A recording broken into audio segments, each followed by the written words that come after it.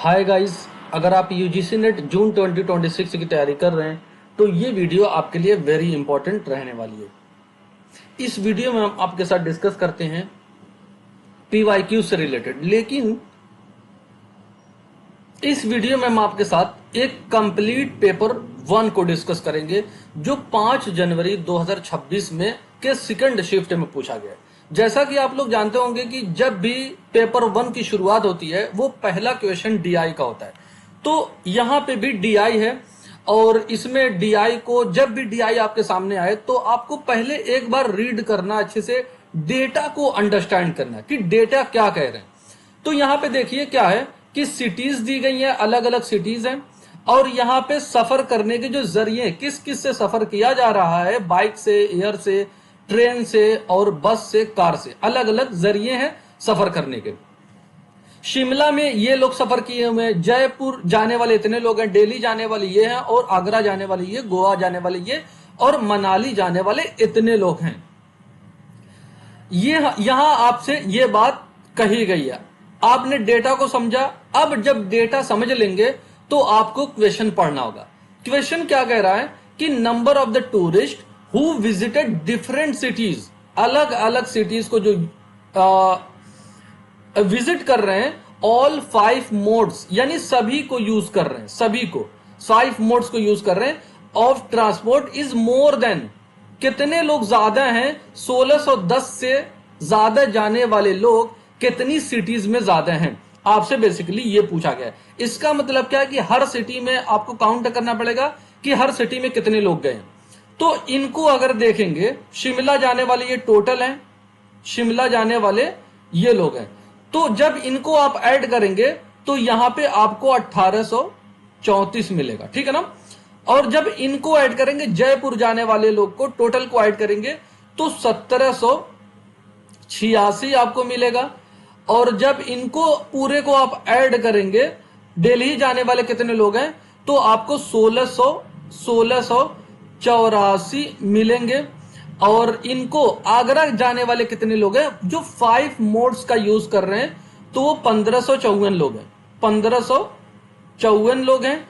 और यहां पे जो गोवा जाने वाले लोग हैं वो 1590 लोग हैं। ये टोटल हम ऐड कर रहे हैं, सबको ऐड कर रहे हैं क्योंकि 5 मोड्स को ऐड करने के लिए कहा गया है। और जब मनाली को आप ऐड करेंगे तो ये 1610 लोग गए हैं। लेकिन हमसे पूछा गया है जो 1610 से ज्यादा लोग जो जिस सिटीज में विजिट किए वो कितनी सिटीज हैं।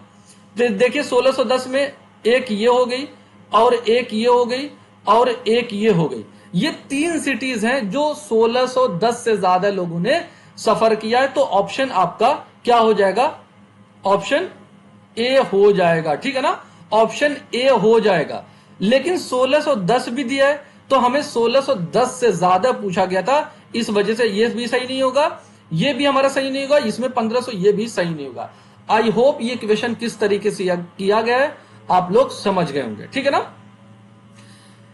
नेक्स्ट क्वेश्चन को देखते हैं। नेक्स्ट क्वेश्चन में कहा गया कि total number of the tourist, total number of the tourist पूछा गया, हु विजिटेड शिमला, जो शिमला को विजिट कर रहे हैं, टोटल नंबर ऑफ टूरिस्ट कितने हैं जो शिमला को यूज कर रहे हैं, कितने थे भाई, 1834 से 34 थे। क्यों, बाई ऑल 5 मोड्स, सभी मोड्स का हम यूज कर रहे हैं, सभी मोड्स का यूज कर रहे हैं, सभी को ऐड कर रहे हैं। ट्रांसपोर्ट अप्रोक्सीमेटली कितने परसेंट ज्यादा होंगे, ज्यादा पूछा गया कितने परसेंट ज्यादा होंगे, those who visited Manali, Manali में कितने लोग विजिट किए हैं, 1610 लोग विजिट किए, जो कि अभी हमने लास्ट स्लाइड में आपको बताया था। तो अब कह रहे हैं इन दोनों के बीच में डिफरेंस कितना होगा, भाई इन दोनों का डिफरेंस जो होगा, जब इन दोनों का डिफरेंस निकालेंगे तो आपका कितना आएगा, 224 निकल के आ जाएगा, ठीक है ना।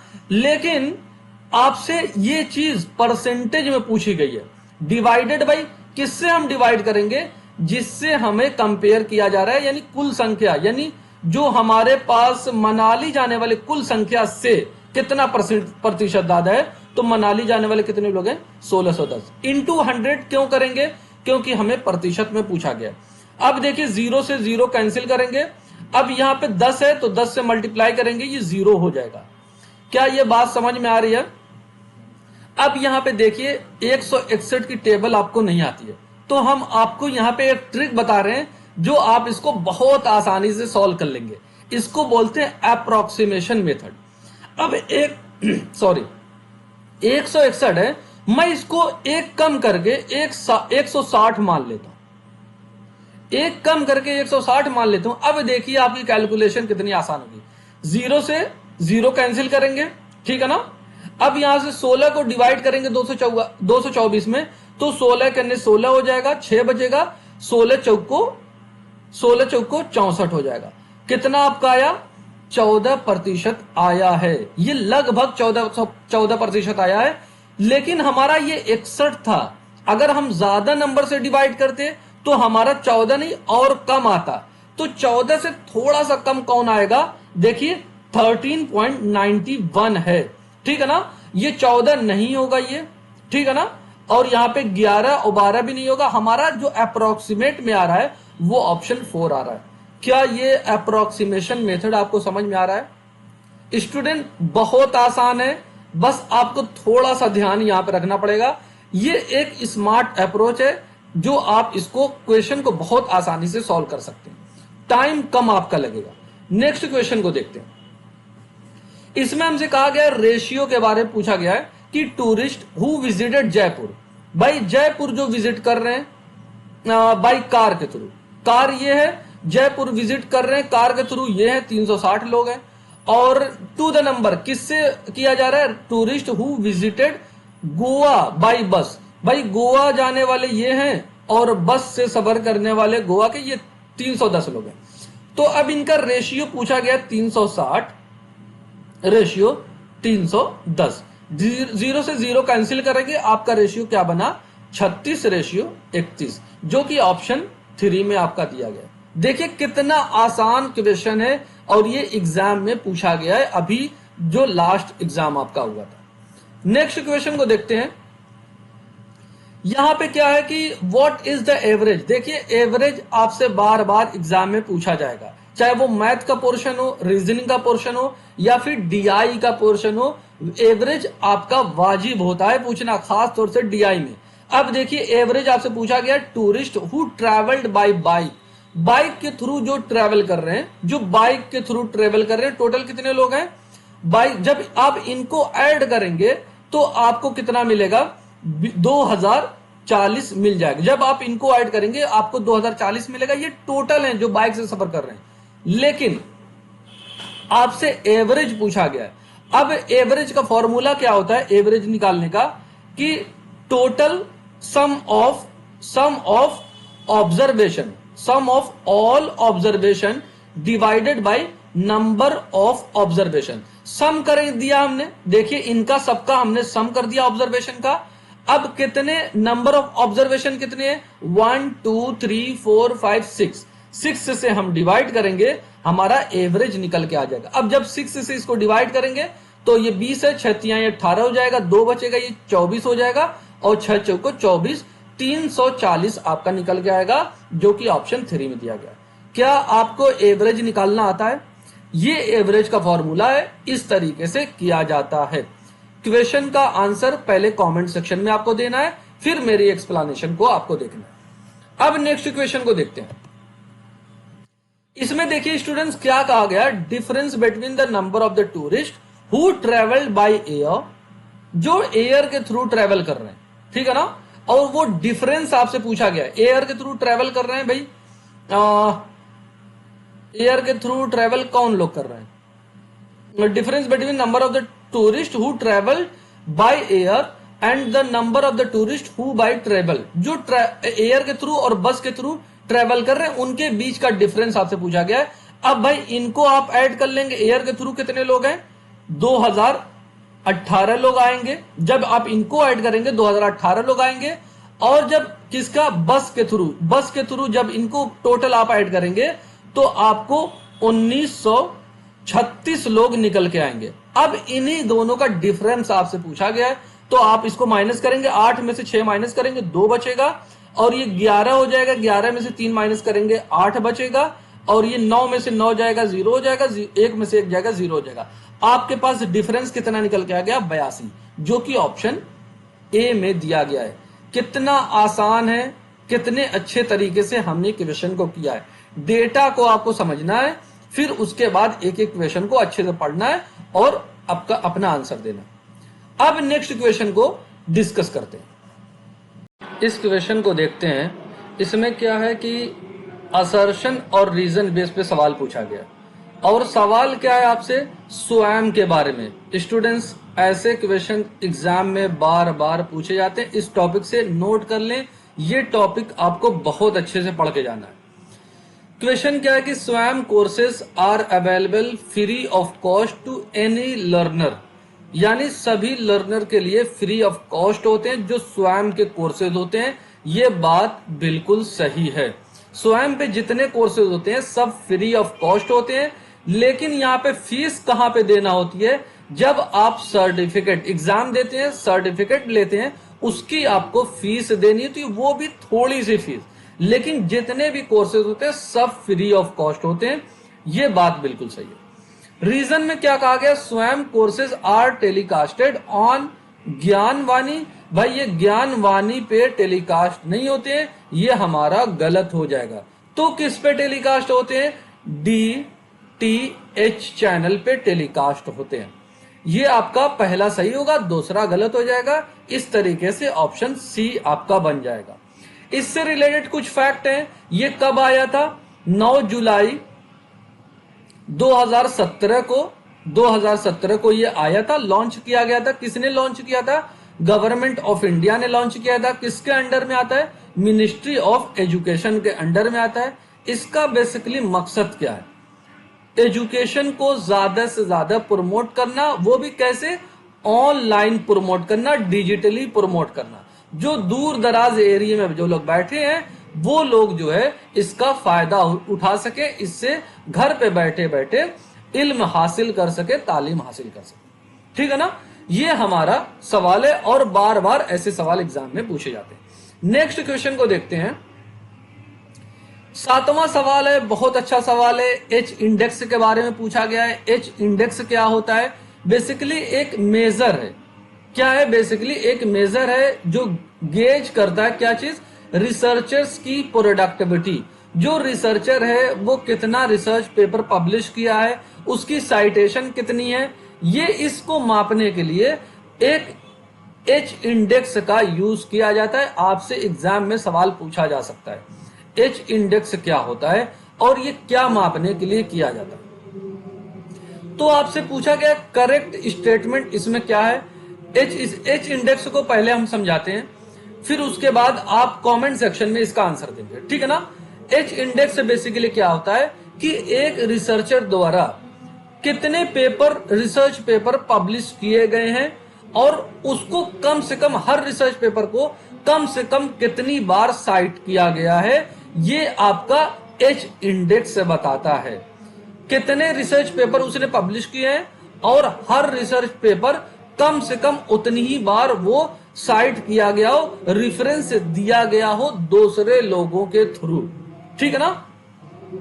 अब यहां पे देखिए, ये number of the publication an author has authored, यानी एक रिसर्चर है वो कितनी बार रिसर्च पेपर पब्लिश किया है, ये आपका गलत हो जाएगा, क्योंकि कितनी बार साइट किया गया ये भी बात कही जाती है, तो इस वजह से हमारा ये गलत हो जाएगा। एवरेज नंबर की इसमें बात नहीं करते, ये भी गलत हो जाएगा। और यहाँ पे फोर्थ में देखते हैं मैक्सिमम नंबर जो एच है, such that an author has H research paper. H क्या है, बेसिकली नंबर ऑफ पेपर्स है and each site at most दिया गया है। एट मोस्ट नहीं, एट लीस्ट होता है, एट लीस्ट होता है, यानी हर पेपर कम से कम उतनी बार वो रेफरेंस दिए गए हो दूसरे रिसर्चर के द्वारा। ठीक है ना, साइट किए गए हो। आपका एक ही ऑप्शन बचा, ऑप्शन थर्ड आपका सही हो जाएगा। क्या मतलब है कि एच एक रिसर्चर है, उसके पास मान लीजिए जितने भी रिसर्च पेपर उसने पब्लिश किए हैं, हर रिसर्च पेपर को कम से कम उतनी बार साइटेड किया गया हो, उतनी बार रेफरेंस में दिया गया हो दूसरे रिसर्चर के द्वारा। ठीक है ना, ये बात याद रखेंगे। एक एग्जांपल से समझते हैं, आप और अच्छे तरीके से इसको समझ जाएंगे। मान लीजिए एक रिसर्चर है, इसके 5 रिसर्च पेपर इसने पब्लिश किए हैं, ठीक है ना। अब हर रिसर्च पेपर पे कम से कम उतने ही जो है, हर रिसर्च पेपर पे कम से कम उतने ही बार उसको रेफरेंस दिया गया हो, ठीक है ना।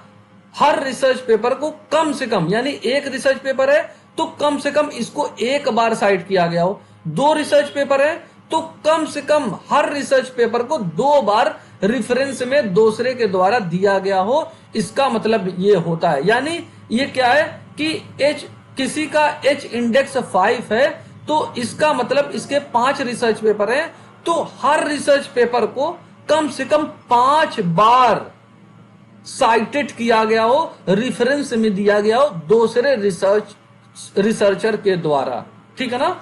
ये यहां पे सही हो जाएगा। आई होप H इंडेक्स क्या होता है आप लोग समझ गए होंगे। अब यहां पे देखिए, ये कम्युनिकेशन से रिलेटेड बेसिकली सवाल है। यहां पे फोक थिएटर है, अलग अलग फॉर्म में है और अलग अलग स्टेट में ये मनाए जाते हैं, किए जाते हैं। क्या क्या है ऑप्शन में दिया गया है। यहाँ पे सबसे पहले तमाशा दिया गया है। तमाशा कहाँ पे, थिएटर कहाँ पे किया जाता है, ये बेसिकली महाराष्ट्र में किया जाता है। पहले का चौथा मैच करेगा। यक्षगान कहाँ पे किया जाता है, ये आपका कर्नाटका में किया जाता है। बी का तीसरा मैच करेगा। भवई जो है आपका गुजरात में फोक थिएटर होता है और थेरुकेथु जो है आपका तमिलनाडु में होता है। अगर आप थोड़ी सी लैंग्वेज भी आप जानते हैं तो इसका आंसर दे सकते हैं। थेरुकेथु, ये देखिए एक तमिल लैंग्वेज लग रही है तो ये तमिलनाडु से रिलेट कर सकते थे आप। ये बेसिकली एक स्मार्ट अप्रोच के थ्रू ऐसे क्वेश्चन किए जाते हैं। तो देखिए डी का अगर दूसरा आपको पता था और भी आपको नहीं पता था तब भी इसका आंसर आप दे सकते थे। एक ही ऑप्शन में डी का दूसरा, ठीक है ना। तमाशा में क्या होता है इसको थोड़ा सा समझ लेते हैं। तमाशा में क्या होता है, म्यूजिक होती है, डांस वगैरह, ये इनका मिक्स होता है, ये दिखाया जाता है। बेसिकली फोक क्या है, एक तरीके का ये फॉर्म होता है, थिएटर होता है। यहाँ पे कला दिखाई जाती है। कैसी कला भाई, आप अपनी संस्कृति को दिखा रहे हैं, कल्चर को दिखाते हैं, अपने ट्रेडिशन को, जो समाज में क्या एजुकेशन फैलाना है उसको दिखाते हैं, या फिर जो है अलग अलग तरीके की स्टोरीज वगैरह दिखाते हैं। इंटरटेनमेंट वगैरह का यहाँ पे काम इस फोक थिएटर के माध्यम से किया जाता है। आई होप ये चीजें आपको क्लियर हुई होंगी। पहले का चौथा, दूसरे का तीसरा, और सी का पहला मैच करेगा और डी का दूसरा मैच कर जाएगा। इस तरीके से ऑप्शन 4 आपका सही बन जाएगा। नेक्स्ट क्वेश्चन को देखते हैं। यहां पे देखिए फिर असर्शन रीजनिंग से रिलेटेड आपका सवाल पूछा गया है।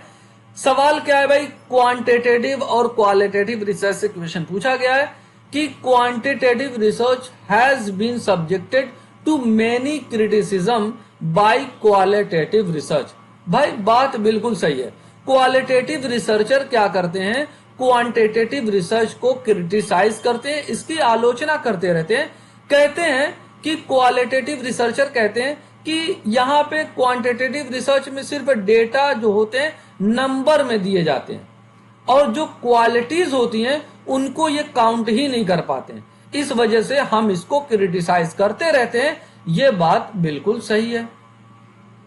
रीजन में क्या कहा गया कि एक नेचुरल साइंस मॉडल जो होता है वो अप्रोप्रिएट नहीं है किसकी स्टडी करने के लिए, सोशल वर्ड की स्टडी करने के लिए अप्रोप्रिएट नहीं है। ये भी बात बिल्कुल सही है, लेकिन रीजन क्या सही है कि नहीं सही है, रीजन भी सही है। क्यों सही है, क्योंकि सोशल वर्ड होता है human behaviour. Human behaviour change होता रहता है भाई, इमोशंस हैं, एक्सपीरियंस हैं, ये चेंज होते रहते हैं। इनको किस में मापा जाता है, इसको क्वांटिटेटिव में मापा जाता है, क्वालिटेटिव में मापा जाता है एक्सपीरियंस को, इमोशंस को, फीलिंग को। क्वांटिटेटिव में नहीं मापा जाता है, अप्रोप्रिएट नहीं है। और इसी वजह से हमारा एक्सप्लेनेशन भी सही है, इसी वजह से इसको क्रिटिसाइज किया जाता है।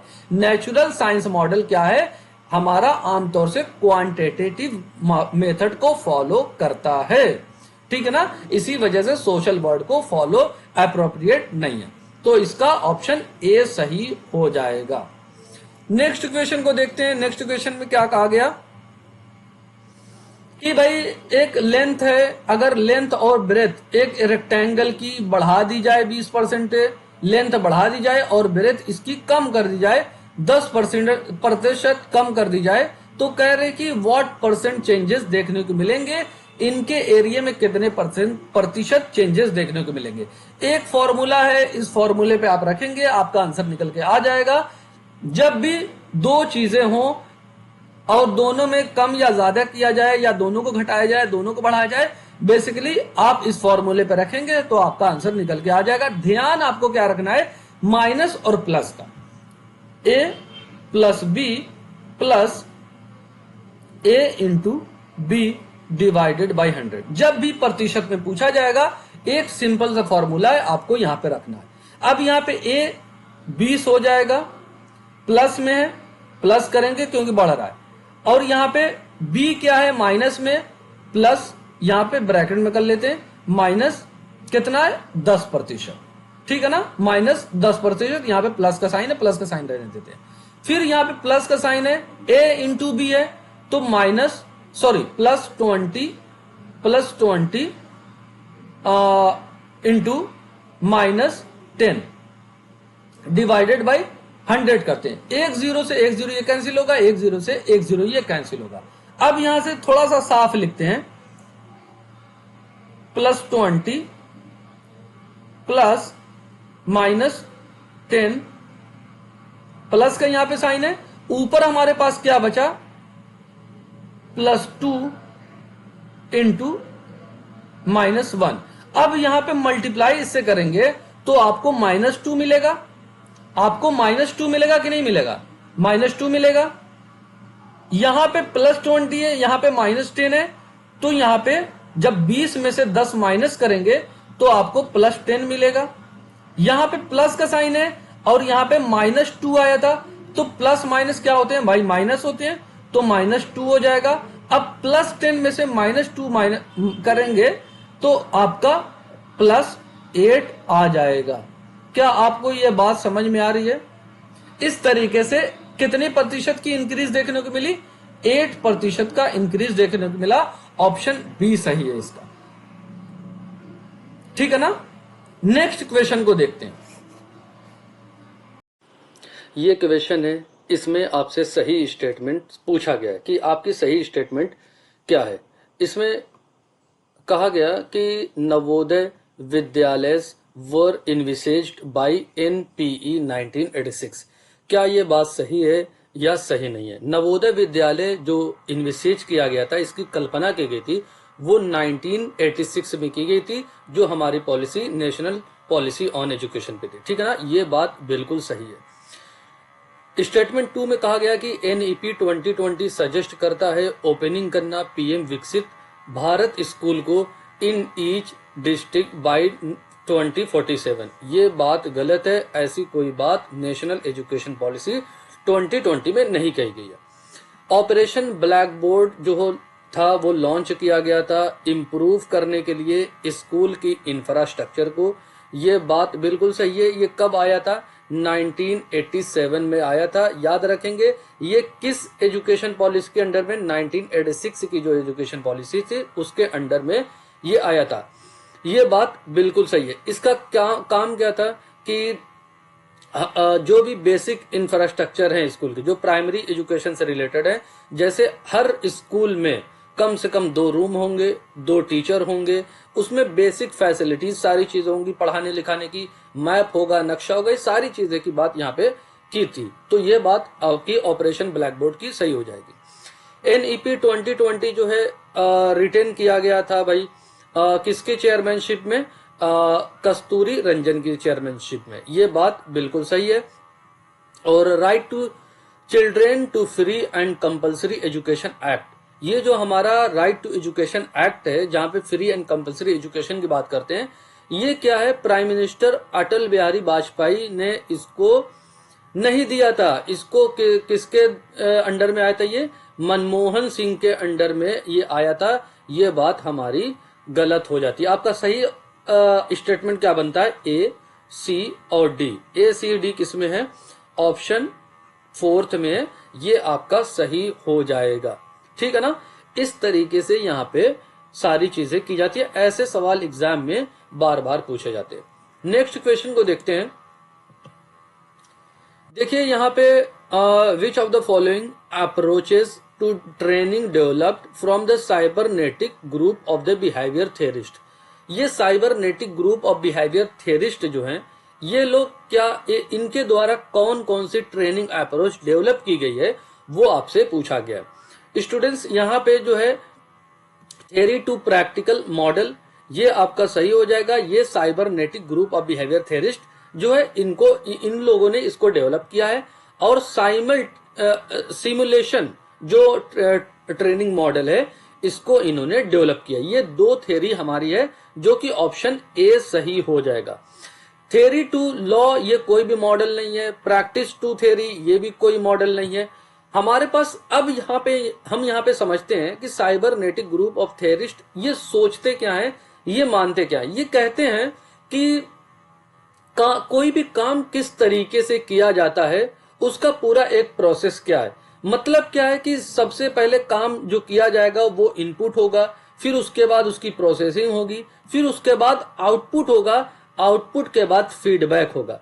इसका मतलब क्या है कि सबसे पहले मान लीजिए टीचर और स्टूडेंट हैं, ठीक है ना। अब इसको इनपुट आउटपुट प्रोसेसिंग और फीडबैक को समझते हैं कि टीचर हैं, टीचर ने इनको कुछ पढ़ाया बच्चों को, स्टूडेंट को। ये क्या है? इनपुट दिया, टीचर ने इनपुट दिया स्टूडेंट को। फिर उसके बाद जो है स्टूडेंट ने उसको सोचा समझा यानी प्रोसेस किया। प्रोसेस करने के बाद इनका टीचर जो है इनका टेस्ट लेता है। टेस्ट लेने का मतलब क्या है? आउटपुट है। टेस्ट दे रहे हैं बच्चे तो आउटपुट है। रिजल्ट आ गया, रिजल्ट में कितने मार्क्स पाए, ये इसका फीडबैक है। अब यहाँ पे फीडबैक जो चीज होती है यही मेन चीज है कि फीडबैक से कितने इंप्रूवमेंट देखने को मिल रहे हैं। ठीक है ना? अगर जो भी चीजें खराब हुई हैं, अच्छा नंबर नहीं आया है, तो उसको फीडबैक मिल गया। फीडबैक कैसे और बेहतर प्रदर्शन किया जाए, ये हमारा cybernetic group of behaviour theorist लोग ऐसा सोचते हैं कि जो भी फीडबैक मिला फिर उसके बेसिस पे इंप्रूवमेंट करना और बेहतर प्रदर्शन करना, ये बात यहाँ पे कही जाती है। तो ये क्या है भाई? थेरी टू प्रैक्टिस मॉडल क्या है? पहले थेरी सिखाई जाती है, फिर उसके बाद प्रैक्टिकली काम किया जाता है। जैसे यहाँ पे टीचर ने सिखाया था, बाद में उसको टेस्ट के थ्रू यानी प्रैक्टिस के थ्रू उससे करवाया गया। सिमुलेशन में क्या होता है कि यहाँ पे जो ऐसा इन्वायरमेंट बना दिया जाता है ताकि सारा माहौल बिल्कुल असली सा लगे। मतलब क्या है कि भाई आपने यूजीसी नेट का एग्जाम देने बैठे तो आपको इससे पहले नेट में एग्जाम देने से पहले आपको क्या करना होता है कि आप लोग मॉक टेस्ट देते हैं। ये मॉक टेस्ट क्या है? ऐसा इन्वायरमेंट बना दिया जाता है आपको लगे कि सारी चीजें बिल्कुल असली जैसी लगती हैं। यानी वही 50 क्वेश्चन पेपर 1 के होंगे, 60 मिनट टाइम होगा, फिर उसके बाद जो है वैसे ही पैटर्न्स पूछे जाएंगे। ये सब क्या है? एक ऐसा माहौल बना दिया जाता है, इसी को बोलते हैं सिमुलेशन। आई होप ये चीजें आपको क्लियर हुई होंगी। नेक्स्ट क्वेश्चन को देखते हैं। नेक्स्ट क्वेश्चन में क्या कहा गया है कि यहाँ पे टास्क दिए गए लिस्ट 1 में और लिस्ट 2 में अप्रोप्रिएट सॉफ्टवेयर दिए गए। यानी भाई ये अलग अलग तरीके के सॉफ्टवेयर हैं और इनका काम यहाँ पे लिस्ट 1 में दिया गया है। तो देखते हैं, producing a letter to send out patient. भाई एक पेशेंट को लेटर भेजना है, प्रोड्यूस करके लेटर भेजना है। तो ये लेटर वगैरह किसमें आप लिखते हैं? वर्ड प्रोसेसिंग में लिखते हैं। बेसिकली ये माइक्रोसॉफ्ट वर्ड की यहाँ पे बात की जा रही है। तो पहले का दूसरा आप मैच करेगा, ठीक है ना। पहले का दूसरा मैच करेगा तो ऑप्शन बी आपका सही हो जाएगा और पहले का दूसरा किसी ऑप्शन में नहीं है। इस तरीके से ये अप्रोच अपनाएंगे तो क्वेश्चन आपका कम टाइम में कम मेहनत में सॉल्व हो जाएगा। अब यहाँ पे और आगे देख लेते हैं। कह रहे हैं कि creating a graph to show the number. देखिए नंबर की बात कर रहे हैं, नंबर ऑफ पीपल की अटेंडिंग अ हेल्थ सेंटर। जब भी नंबर वगैरह की बात करेंगे तो ये आपके स्प्रेडशीट में आ जाएगी। स्प्रेडशीट क्या होती है? बेसिकली ये माइक्रोसॉफ्ट एक्सेल की यहाँ पे बात कर रहे हैं, जहां पे डेटा वगैरह जो है नंबर में रखे जाते हैं। तो बी का चौथा मैच करेगा, बी का चौथा इसमें है। Creating queries from patience detail, patience की जो डिटेल्स है उनकी क्वेरी वगैरह बनाना, मतलब क्या है, उनका डेटा स्टोर करना। ये कहां पे स्टोर किया जाता है? डेटाबेस में। डेटाबेस एक सिस्टम है जहां पे डेटा को स्टोर करना, डेटा को रिट्रीव करना, डेटा को अपडेट करना, ये सारे काम यहाँ पे इस सॉफ्टवेयर में होते हैं। Creating an interactive display health services, भाई एक इंटरैक्टिव डिस्प्ले बनाएंगे तो आपका प्रेजेंटेशन में आ जाएगा, डी का आपका तीसरा हो जाएगा। ठीक है ना। ये किस में बनाया जाता है? पावर पॉइंट में बनाया जाता है। आई होप ये क्वेश्चन आपको समझ में आया होगा। नेक्स्ट क्वेश्चन को देख लेते हैं। नेक्स्ट क्वेश्चन हमारा मैथ से रिलेटेड, एक मिनट भाई, हाँ नेक्स्ट क्वेश्चन आपका मैथ से रिलेटेड है। ये हमारा 14वां सवाल है। कह रहे हैं कि 1 डजन पेयर, 1 दर्जन पेयर ऑफ ग्लव्स हैं, जो इनका जो कोटेड है यानी इनका अंकित जो मूल्य है वो 120 रुपया है और डिस्काउंट दिया जा रहा है 20% का। तो कह रहे हैं कि फाइंड करना how many pairs of the gloves can be bought for 16 rupees. तो 16 रुपए में कितने पेयर्स आपको मिल जाएंगे? ठीक है ना। ये आपसे बात पूछी गई है। तो सबसे पहले क्या है कि अंकित मूल्य जो आपका एमआरपी है वो 120 रुपया है और इस पे 20% की छूट दी जा रही है, यानी 20% की छूट दे रही है, छूट दी जा रही है। तो 100 में से 20 माइनस करेंगे, 80 बचेगा आपको, यानी 20% की छूट देंगे, जो बाकी बचेगा वही तो आपके पास सेलिंग प्राइस होगा। तो यहाँ पे 0 से 0 कैंसिल कर लेते हैं और क्या करेंगे भाई, 0 से 0 2 0 से कैंसिल हो जाएगा। यहाँ पे 12/96 हो जाता है। अब ये जो 96 रुपया है, 1 दर्जन 12 पेयर्स जब आप बेचेंगे तब आपको 96 रुपया मिलेगा। तो एक पेयर की वैल्यू क्या हो जाएगी? 8 रुपए हो जाएगी। क्यों? 12 से डिवाइड करेंगे 96 को, तो एक पेयर ऑफ ग्लव्स 8 रुपए में मिलेंगे। तो आपसे 16 पेयर पूछा गया है, सॉरी 16 रुपए में कितने पेयर मिलेंगे? तो 16 रुपए में 2 पेयर मिलेंगे। आपका ऑप्शन थर्ड सही हो जाएगा। क्या ये बात समझ में आ रही है भाई? एक पेयर ऑफ ग्लव्स की रेट ये है। ये कैसे आपने निकाला? 96 रुपए में टोटल 12 पेयर बेचे थे, तो एक पेयर 8 रुपए में, तो 16 रुपए में 2 पेयर हो जाएंगे। इस तरीके से किया गया। नेक्स्ट क्वेश्चन को देखते हैं भाई। इसमें क्या है देखिए, स्वयं से रिलेटेड बार बार सवाल पूछा जाता है, मोस्ट इंपॉर्टेंट टॉपिक है, एग्जाम में ये फिर पूछा जाएगा और हर बार पूछा जाता है। करेक्ट स्टेटमेंट आपसे पूछा गया है, स्वयं सपोर्ट करता है एक्टिव लर्निंग को। ये बात सही है। स्वयं क्या है? एक ऑनलाइन लर्निंग प्लेटफॉर्म है, एक ऑनलाइन यहाँ पे कोर्सेज वगैरह प्रोवाइड किए जाते हैं, जहाँ पे स्टूडेंट यहाँ पे सीखता है, यानी सबको यहाँ पे सीखने का मौका मिलता है, बिल्कुल फ्री ऑफ कॉस्ट। सिर्फ सर्टिफिकेट के कुछ पैसे देने होते हैं और पूरे कोर्स यहाँ पे फ्री होते हैं।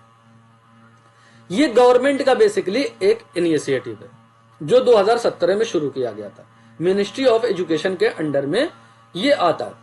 मूक जो है भाई, ये नीड होता है स्मार्ट बोर्ड की, ये बात गलत है। मूक क्या है? Basically massive open online course. ये एग्जाम में अभी दिसंबर में जो पेपर हुआ था उसमें इसका फुल फॉर्म पूछा गया है। ठीक है ना। इसका भी फुल फॉर्म याद रखेंगे स्वयं का, study waves of active learning young aspiring mind होता है। मूक का फुल फॉर्म क्या होता है? Massive open online course. ये बात गलत हो जाएगी। लेक्चर मेथड में कहा गया टीचर स्पीक ओनली, टीचर सिर्फ बोलता है लेक्चर मेथड में, student questioning is not allowed. ये बात गलत है। टीचर बोलता है ये तो बात सही है, लेकिन क्वेश्चन वगैरह स्टूडेंट का न करना ये बात गलत है। इस वजह से हमारा सी वाला स्टेटमेंट भी गलत हो जाएगा। OHP can be used to play CD।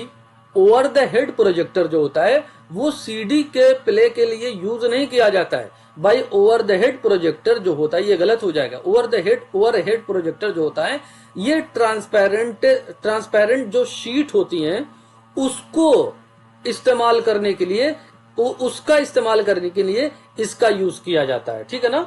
Over head projector का।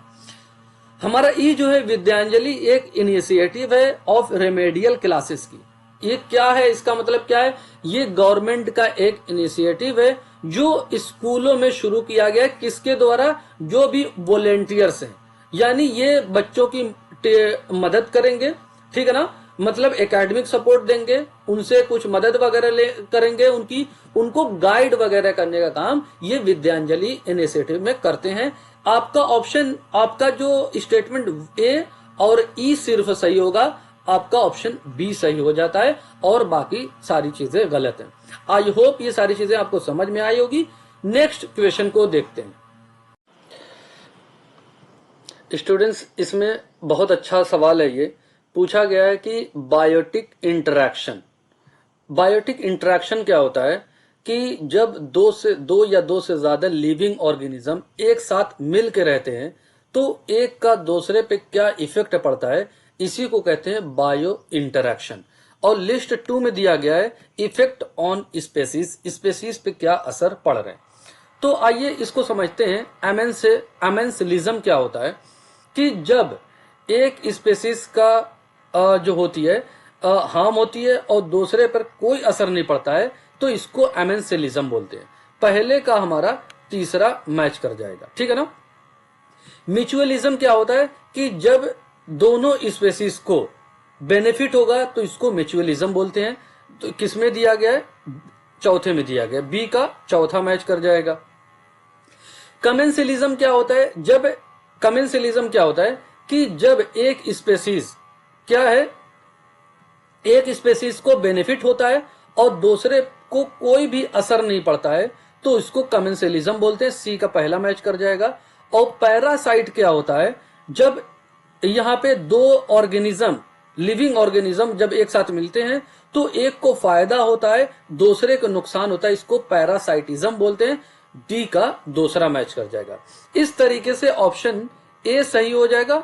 और अच्छा, ये देखिए दोनों ऑप्शन एक जैसे हैं, तो हमारा जो है एक ही ऑप्शन को हम मान लेते हैं, या तो ए होगा या तो सी होगा, तो एक ही को मान लेते हैं, इसको कैंसिल कर देते हैं, इसको भी कैंसिल कर देते हैं। अब यहाँ पे एग्जाम्पल से समझते हैं एमेंसिलिज्म क्या होता है कि यहाँ पे एक को हार्म हो रहा है, दूसरे पे कोई असर नहीं पड़ता है। एग्जाम्पल लेते हैं। एग्जाम्पल क्या है कि जो बड़े बड़े पेड़ पौधे होते हैं, बड़े बड़े जो पेड़ होते हैं, इसके नीचे छोटे छोटे पौधे होते हैं। सूरज की रोशनी जो पड़ती है वो इस पे पूरी पड़ जाती है, इस पे नहीं पड़ती, तो नुकसान किसका हुआ, छोटे पौधे का। इस पे कोई भी बड़े पेड़ को कोई भी नुकसान नहीं हुआ।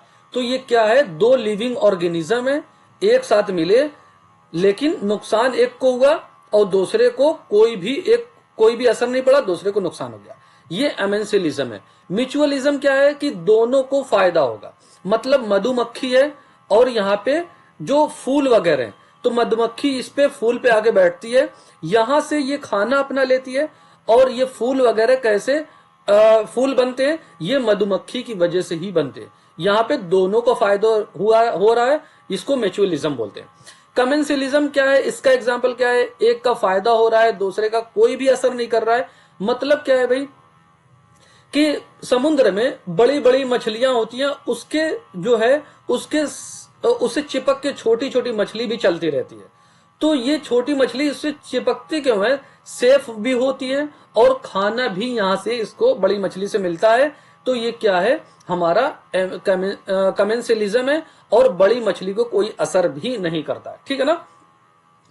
पैरासाइटिज्म क्या है, इसका एग्जाम्पल क्या है भाई, एक मच्छर हो गया और एक ह्यूमन हो गए। मच्छर क्या करता है, ह्यूमन की आगे की बॉडी पे बैठता है, यहां से खून लेता है, खून चूसता है। फायदा किसका हुआ, मच्छर का हुआ, और नुकसान किसका हुआ, ह्यूमन का हुआ। इसको पैरासाइटिज्म बोलते हैं। आई होप ये बातें आपको समझ में आई होंगी। बायोटिक इंटरेक्शन है ये। नेक्स्ट क्वेश्चन को देखते हैं। इसमें कहा गया आपसे characteristics of qualitative research. Qualitative research की क्या कैरेक्टरिस्टिक है। स्टेटमेंट दिया गया है कि भाई रिसर्चर एज अ की इंस्ट्रूमेंट, जो रिसर्चर है, रिसर्च कर रहा है, वो खुद एक इंस्ट्रूमेंट होता है। ये बात सही है क्वालिटेटिव रिसर्च में, क्योंकि रिसर्चर जो है डेटा को ऑब्जर्व करता है। जो भी आमने सामने दिखता है, जो भी चीजें दिखती हैं, उसको ऑब्जर्व करता है, पैटर्न पहचानता है, फिर उसके बाद हाइपोथेसिस बनाता है, फिर उसके बाद एक थ्योरी बना लेता है। तो ये एक खुद इंस्ट्रूमेंट है, ये बात सही है। क्वालिटेटिव रिसर्च में ऐसा होता है, क्योंकि क्वालिटेटिव रिसर्च में क्या होता है कि ऑब्जर्वेशन से होता है, स्पेसिफिक चीजों से होता है। Research tool as a instrument, ये क्वांटिटेटिव रिसर्च में यूज किया जाता है। ये नहीं होगा हमारा। कॉन्टेक्स्ट फ्री जनरलाइजेशन की बात करते हैं, ये भी हमारा नहीं होगा, क्योंकि यहाँ पे कोई भी एक मेथड है वो हर जगह जनरलाइज नहीं होता है। क्या है, क्वालिटेटिव रिसर्च में हर जगह जनरलाइज नहीं होता है, ये आपका क्वांटिटेटिव रिसर्च में होता है कि एक मेथड है वो हर जगह लागू हो रहा है, कॉन्टेक्स्ट फ्री है, न जगह को देख रहे हैं, न टाइम को देख रहे हैं, न सिचुएशन को देख रहे हैं, यानी हर जगह से ये फ्री है। ये हमारा क्वांटिटेटिव में होता है, क्वालिटेटिव में नहीं होता है। कॉन्टेक्स्ट स्पेसिफिक जनरलाइजेशन, जो चीजें, ये बात बिल्कुल सही है, यानी ये स्पेसिफिक चीज की बात करते हैं, स्पेसिफिक जगह पे जनरलाइज होता है। यानी कोई मेथड अगर एक स्कूल के लिए सही है और दूसरे स्कूल पे वो नहीं लागू हो रही है, ये क्वालिटेटिव रिसर्च की में आता है। कॉन्टेक्स्ट स्पेसिफिक है, सबके लिए समान नहीं है, सबके लिए एक जैसी नहीं होती है, टाइम के हिसाब से, प्लेसेस के हिसाब से, और यहाँ पे इन्वायरमेमैंट के हिसाब से बदलती रहती है, स्पेसिफिक है। इंडक्टिव डेटा एनालिसिस क्या होता है कि यहाँ पे डेटा खुद रिसर्चर कलेक्ट करता है, ऑब्जर्व करता है, फिर उसके बाद थ्योरी बनाता है। ये इंडक्टिव डेटा एनालिसिस हमारा क्वालिटेटिव रिसर्च की कैरेक्टरिस्टिक्स में आता है। इस तरीके से ऑप्शन ए, डी और ई जिसमें है वो आपका सही हो जाएगा, ऑप्शन सी आपका सही हो जाएगा। ठीक है ना। नेक्स्ट क्वेश्चन को देखते हैं। देखिए स्टूडेंट्स, ये लॉजिकल रीजनिंग से रिलेटेड क्वेश्चन है। ये इसमें डिक्रीजिंग डिनोटेशन आपसे पूछा गया है। डिक्रीजिंग डिनोटेशन का मतलब क्या होता है कि एक बड़े टर्म से एक स्पेसिफिक की तरफ जाते हैं तो इसको डिक्रीजिंग डिनोटेशन बोलते हैं। एक ऑर्डर आपसे पूछा गया है। अब देखिए, ये पेरियोडिकल, लाइब्रेरी, फुटनोट और आर्टिकल, सबसे बड़ा टर्म्स इसमें क्या है, लाइब्रेरी है। लाइब्रेरी सबसे बड़ा टर्म्स है, तो आपका बी बन जाएगा। फिर उसके बाद पेरियोडिकल्स बेसिकली क्या होते हैं, आर्टिकल्स हो गई, मैगजीन्स हो गए, जर्नल्स हो गए, सॉरी आर्टिकल कह रहे हैं, मैगजीन्स, जर्नल्स हो गए, ये आपके पेरियोडिकल्स में आते हैं।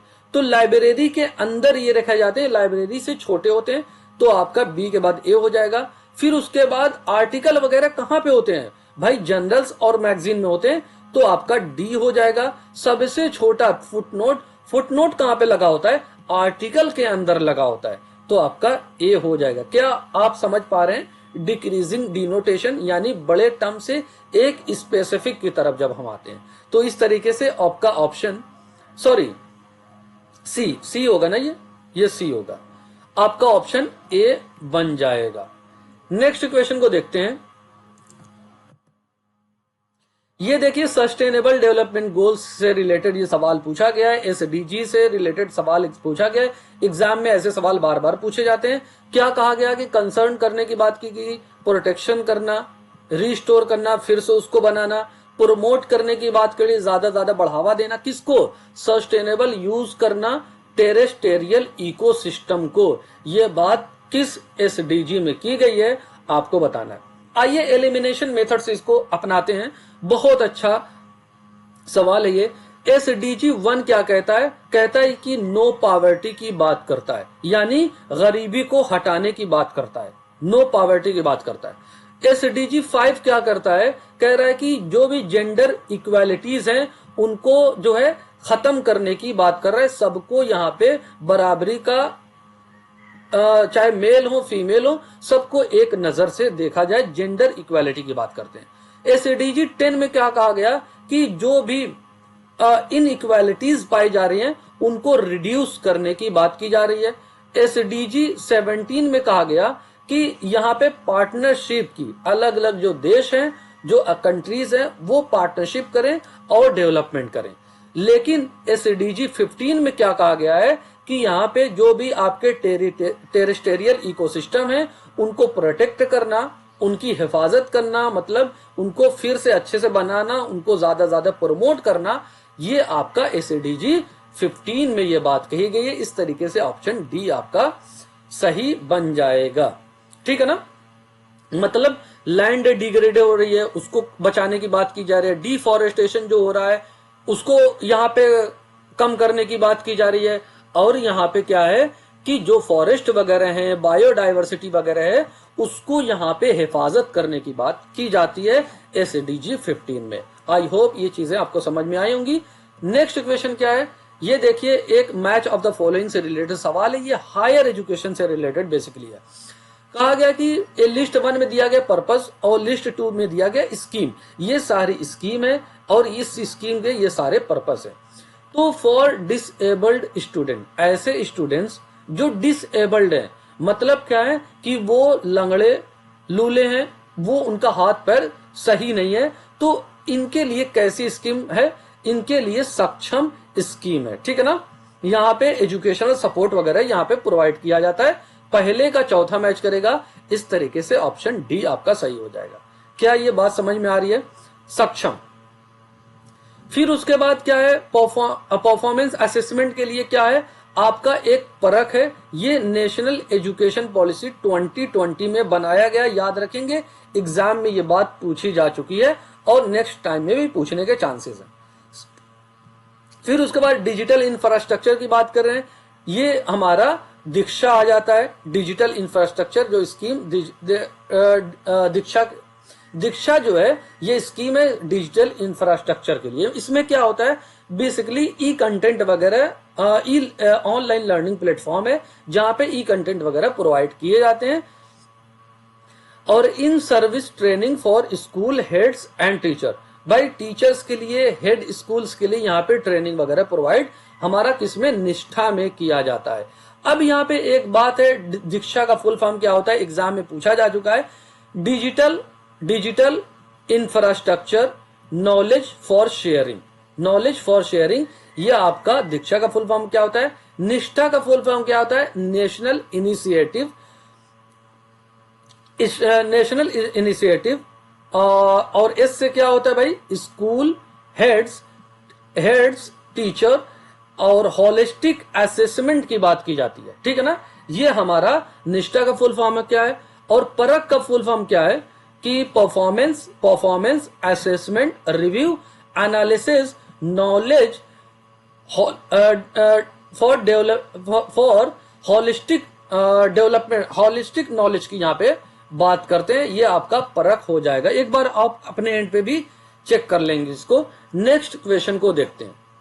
ये भी सवाल एग्जाम में पूछा गया है, ऐसे सवाल एग्जाम में देखने को बार बार मिलते हैं। ये फैक्ट बेस पे क्वेश्चन है। क्या है हमारा, ये 21वां सवाल है। जूलॉजिकल सर्वे ऑफ इंडिया ये कब आया था, ये हमारा आया था 1916 में, फैक्ट बेस पे है। ठीक है ना, प्लास्टिक वेस्ट मैनेजमेंट 2016 में आया था। ठीक है ना, बोनेटिकल सर्वे ऑफ इंडिया हमारा 1890 में आया था। और बैटरी वेस्ट मैनेजमेंट रूल्स जो आए थे वो 2022 में आया था। और फॉरेस्ट सर्वे ऑफ इंडिया जो है 1981 में आया था। इसी को आपको जो है एक ऑर्डर में कि कौन सबसे पहले आया और कौन उसके बाद आया, ऑर्डर में लगाना। तो सबसे पहले देखिए 1890 में आया था बोनेटिकल सर्वे ऑफ इंडिया, यानी सी सबसे पहले आएगा।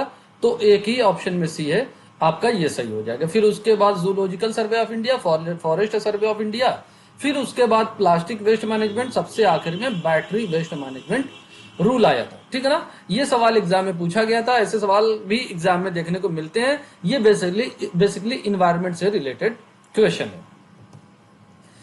नेक्स्ट क्वेश्चन को देखते हैं भाई। ये बीओडी के बारे में पूछा गया कि बायोलॉजिकल ऑक्सीजन डिमांड, ये क्या है कि एक पैरामीटर है जो पानी की क्वालिटी को मॉनिटर करता है।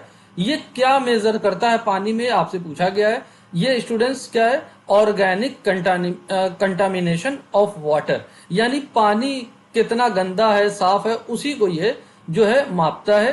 बीओडी हमारा, यानी जितना लो अगर बीओडी अगर लो है तो इसका मतलब क्या है, पानी साफ है। अगर बीओडी हाई है तो पानी बहुत ज्यादा गंदा माना जाता है। ठीक है ना, बेसिकली ये क्या होता है कि पानी में जो चीजें गंदगी फैलती हैं, गंदगी छोड़ दी जाती है, वो जो है सड़ने लगती हैं। तो वो कौन सड़ाता है, बैक्टीरिया सड़ाता है।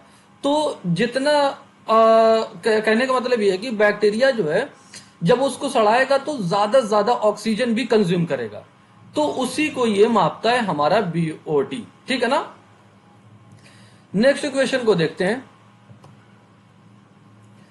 हाँ, ये रीजनिंग से रिलेटेड क्वेश्चन है कि अगर एक सर्टेन कोड, एक लैंग्वेज है स्कूल, स्कूल को अगर लिखा जाता है HCS और LUO और मीडियम को लिखा जाता है DEMMUI, तो टैबलेट्स को कैसे लिखा जाएगा? इस तरीके के सवाल एग्जाम में हर बार देखने को मिलते हैं। ये रिपीटेड क्वेश्चन है। अब यहां पे देखिए स्कूल को कैसे लिखा गया। भाई स्कूल है, स्कूल है। अब इसको दो हिस्सों में बांट दें, एक हिस्सा ये और एक हिस्सा ये। तो अब देखिए इसको क्या लिखा गया, H रिवर्स कर दिया गया तीनों को, HCS, और इसको रिवर्स कर दिया गया LOO। ठीक है ना। ये देखिए HCS और LO, और मीडियम को भी ऐसे ही रिवर्स किया गया है। तो टैबलेट को दो हिस्सों में बांट दिया जाए, TABLES। अगर इसको दो हिस्सों में बांट दिया, एक हिस्सा ये एक हिस्सा ये, इनको रिवर्स कर दिया जाए तो आपका आंसर निकल के आ जाएगा। जैसे इसको रिवर्स किया जाए BAT आ जाएगा, और इसको रिवर्स किया जाए SEL आ जाएगा। तो आपका आंसर क्या हो जाएगा, बी सही हो जाएगा। क्या ये बात समझ में आ रही है? नेक्स्ट क्वेश्चन को देखते हैं। ये क्या है भाई, ये इंक्लूड करता है रिसर्च डिजाइन। रिसर्च डिजाइन किसको इंक्लूड करता है, यहां आपसे पूछा गया। रिसर्च डिजाइन बेसिकली क्या है कि एक रिसर्च की प्लानिंग, पूरा ढांचा कि रिसर्च कैसे किया जाना है, आपसे ये पूछा गया कौन कौन सा इसमें आता है रिसर्च डिजाइन में। तो भाई एक्सपेरिमेंटल डिजाइन भी आता है, क्रॉस सेक्शनल भी, लॉन्गिट्यूडनल भी, केस स्टडी भी, ये सारे हमारे क्या है रिसर्च डिजाइन के हिस्से में, उसके एक उसी सबको इसमें इंक्लूड किया जाता है। इस तरीके से ऑप्शन 4 आपका सही बन जाएगा। अब एको को समझ लेते हैं कि एक्सपेरिमेंटल रिसर्च डिजाइन क्या होती है। बेसिकली क्या है कि एक्सपेरिमेंट यहां पे किया जाता है, दो group, cause and effect relationship यहां पे चेक किया जाता है। दो ग्रुप बना लिए गए, एक को इंडिपेंडेंट ग्रुप और एक को कंट्रोल ग्रुप बना दिया जाता है। इंडिपेंडेंट ग्रुप को क्या कहते हैं, इसमें चेंजेस करते हैं। मतलब अगर कोई नई टीचिंग मेथड है, उसको क्या है नई टीचिंग मेथड है तो उसको इंडिपेंडेंट ग्रुप में अप्लाई किया जाता है, और पुरानी जो टीचिंग मेथड है उसको कंट्रोल ग्रुप में रखा जाता है। फिर इन दोनों के रिजल्ट को कंपैरिजन किया जाता है। कंपैरिजन के बाद इफेक्ट और रिलेशनशिप को बताया जाता है। ये हमारा बेसिकली कहता है एक्सपेरिमेंटल में, यानी डिपेंडेंट इंडिपेंडेंट वेरिएबल में जो चेंजेस कर रहे हैं उसकी वजह से डिपेंडेंट वेरिएबल में क्या चेंजेस देखने को, क्या उस पर असर देखने को मिलता है, यही हमारा एक्सपेरिमेंटल है। ठीक है ना। क्रॉस सेक्शनल स्टडी रिसर्च क्या होती है या डिजाइन क्या होती है, बेसिकली ये डेटा जो यहाँ पे डेटा वन टाइम ही कलेक्ट किया जाता है, ये क्विक स्टडी होती है। लॉन्गिट्यूडनल रिसर्च या लॉन्गिट्यूडनल डिजाइन क्या होती है, यहाँ पे डेटा मल्टीपल टाइम्स कलेक्ट किया जाता है, ओवर द टाइम कलेक्ट किए जाते हैं। केस स्टडी क्या होती है, यहाँ पे क्या होता है कि कोई भी एक पर्टिकुलर पर्सन के ऊपर या प्रोग्राम के ऊपर, इवेंट के ऊपर, या कोई भी ऐसी सिचुएशन के ऊपर जब हम बहुत डेप्थ में स्टडी करते हैं, तब उसको केस स्टडी रिसर्च डिजाइन बोला जाता है। यानी हम क्या करते हैं, डिटेल अंडरस्टैंडिंग करना चाहते हैं। ये हमारा चारों जो है रिसर्च डिजाइन में इंक्लूड किया जाता है। नेक्स्ट क्वेश्चन को देखते हैं। ये बेसिकली मैथ से रिलेटेड सवाल है, और जो कि एवरेज यहां से आपको पूछा गया। इसमें क्या है, क्वेश्चन दिए गए और इसमें इसके आंसर दिए गए लिस्ट 2 में। तो क्या है कि average of first 50 natural number, अगर जो 50 यानी 1 से लेकर 50 तक का एवरेज क्या होगा आपसे पूछा गया है। तो याद रखेंगे स्टूडेंट्स, जब भी नेचुरल नंबर का एवरेज आपसे पूछा जाए तो first term plus last term divided by 2 कर देंगे तो आपका एवरेज निकल के आ जाएगा। देखिए फर्स्ट टर्म क्या होगा, 1 होगा, और आखिरी टर्म क्या है, 50 है, डिवाइडेड बाई 2 कर देंगे तो आपका आंसर क्या निकल के आएगा, एवरेज क्या निकल के आएगा, 25.5 निकल के आ जाएगा। किसमें है, पहले का तीसरा आपका मैच करेगा, पहले का तीसरा मैच करेगा तो ऑप्शन 3 आपका सही हो जाएगा। ठीक है ना। और भी चेक कर लेते हैं, average of all odd number, अगर ऑड नंबर जो 100 तक कहा है कि average of all odd number up to 100, तो ये भी फॉर्मूला यहाँ पे अप्लाई होगा, यही वाला फॉर्मूला सेम। ऑड नंबर पहला कौन सा होगा, 1 होगा। आखिरी ऑड नंबर क्या होगा, 99 होगा। डिवाइडेड बाई 2 कर देंगे, आपका आंसर निकल के आएगा। तो ये 100 हो जाएगा, डिवाइडेड बाई 2 करेंगे तो आपका 50 निकल के आ जाएगा। 50 किस में है भाई, बी का चौथा आ जाएगा। देखिए बी का चौथा इसमें है। फिर इसके बाद पूछा गया मीन ऑफ 1 स्क्वायर 2 स्क्वायर, ऐसे 7 स्क्वायर तक आपको दिया गया और इनका मीन आपसे पूछा गया। स्टूडेंट ये कितनी भी बड़ी सीरीज हो, एक फॉर्मूला है, अगर इसको अप्लाई करेंगे तो आपका आंसर बहुत आसानी से निकल के आ जाएगा। n plus 1 2n plus 1 divided by 6 कर देंगे तो इसका सम निकल के आ जाएगा। सम ऑफ ऑल ऑब्जर्वेशन निकल के आ जाएगा और divided by number of observation कर देंगे तो आपका एवरेज निकल के आ जाएगा। अब n की वैल्यू होती क्या है भाई, कितने टर्म्स हैं, 1 2 3 4 5 6 7 टर्म है, तो मैंने n की जगह पर मैंने 7 लिखा। यहां पे देखते हैं n की जगह पे मैंने 7 लिखा, 7 प्लस 1, फिर ब्रैकेट में क्या है 2 हो गया इंटू 7 प्लस 1। अब इसको करते हैं, 7 हो गया, ये 8 हो जाएगा इंटू 8, और ये कितना हो जाएगा 14 और एक 15, ये 15 हमारा हो जाएगा। डिवाइडेड बाई 6 करते हैं, याद रखेंगे जब भी स्क्वायर होगा तो 6 किया जाएगा।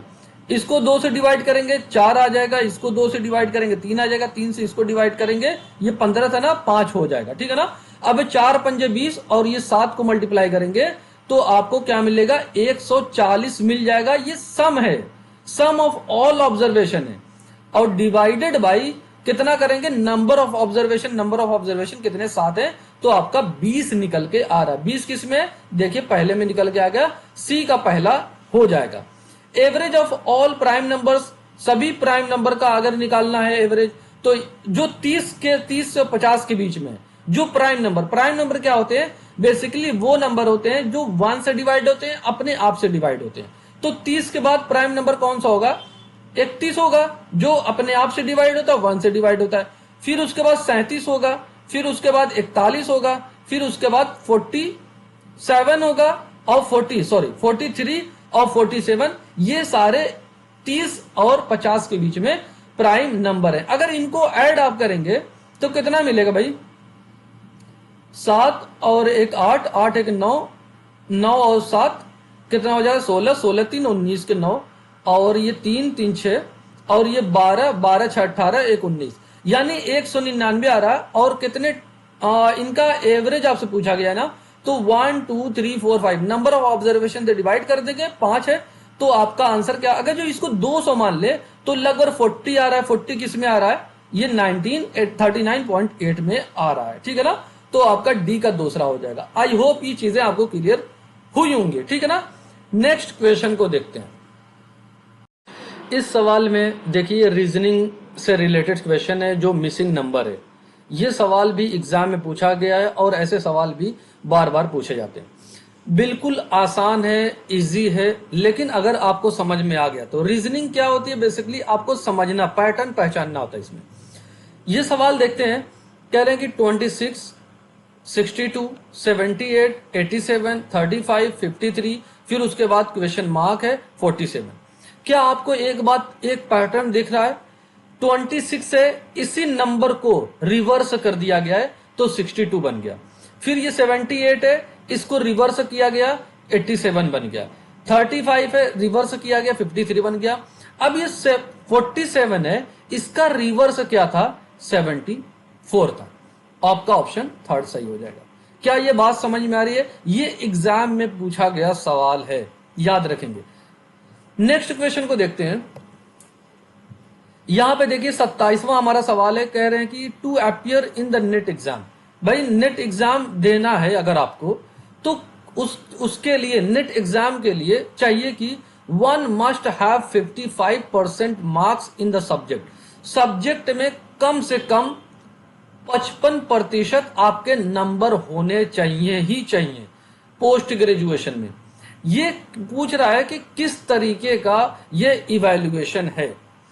यहां पे ऑप्शन में दिया गया norm, reference evaluation, placement evaluation, criterion evaluation, और यहां पे फॉर्मेटिव असेसमेंट दिया गया। स्टूडेंट्स एक बात याद रखेंगे, जब आपका कंपैरिजन, एक स्टूडेंट का कंपैरिजन जब एक स्टैंडर्ड से किया जाता है तो इसको क्राइटेरियन, एक क्राइटेरिया से एक स्टैंडर्ड से किया जाएगा तो इसको क्राइटेरियन रेफरेंस इवैल्यूएशन बोला जाता है। यहां पे देखिए कि आपका कंपैरिजन, एक स्टूडेंट का कंपैरिजन किससे किया जा रहा है, एक स्टैंडर्ड से, कि कम से कम 55% मार्क्स होने चाहिए पोस्ट ग्रेजुएट में अगर आपको नेट का पेपर देना है तब, ठीक है ना। अब इसको नॉर्म रेफरेंस इवैल्यूएशन को समझते हैं कि जब एक स्टूडेंट का कंपैरिजन दूसरे स्टूडेंट से किया जाता है, इसको नॉर्म रेफरेंस इवैल्यूएशन कहा जाता है। जैसे आपका परसेंटाइल हो गया, आपकी रैंकिंग हो गई, रैंकिंग परसेंटाइल वगैरह क्या है कि कौन ज्यादा बेहतर प्रदर्शन कर रहा है, परफॉर्मेंस किसकी अच्छी है। प्लेसमेंट इवैल्यूएशन क्या होता है कि आपको यहां पे इवैल्यूएट किया जाता है जो आपकी पोजीशन है, जो आपकी योग्यता है, आपकी योग्यता के अनुसार आपको सही जगह पर रखना, इसको प्लेसमेंट इवैल्यूएशन बोला जाता है। फॉर्मेटिव असेसमेंट या इवैल्यूएशन क्या होता है कि जब स्टूडेंट्स लर्निंग करते हैं, लर्निंग के दौरान ही उनसे टेस्ट लिया जाता है, उनसे क्वेश्चन आंसर किए जाते हैं, उनसे क्विज़ेस वगैरह के थ्रू उनके वीक पॉइंट पता करने होते हैं, फिर उस वीक पॉइंट को जो है सुधारा जाता है। ये इस तरीके के जब हम चीज करते हैं तो इसको फॉर्मेटिव इवैल्यूएशन बोलते हैं। ये सारे ऑप्शन बहुत ज्यादा इंपॉर्टेंट है, एग्जाम में बार बार पूछे जाते हैं। आइए नेक्स्ट क्वेश्चन को देखते हैं।